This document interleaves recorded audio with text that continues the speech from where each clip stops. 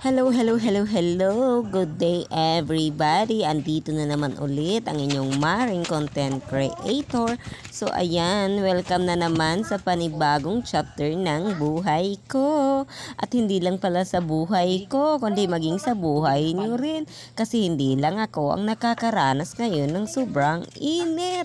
At sobrang alinsangan o maalinsang panahon. O di ba?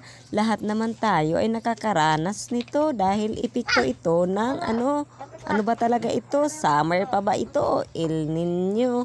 Kasi super tagtuyot na talaga. Hindi lang yung mga marinyo ang natutuyot ngayon. Kundi pati na yung mga lupa natin, yung mga sakahan natin. O di ba? Sino na nakakaranas niya ng tagtuyot? So ayan nga, wala nang ibang naisip ang inyong mare kundi binuksan na yung ref at saka doon nagpalamig kasi wala naman kaming aircon. Hindi na kontento dun sa buga ng electric fan. Oh, yung buga ng electric fan hindi na malamig, sobrang init na, para kang nasa may lutuan. O, di ba? O dito na lang. Wala na lang ibang electric fan.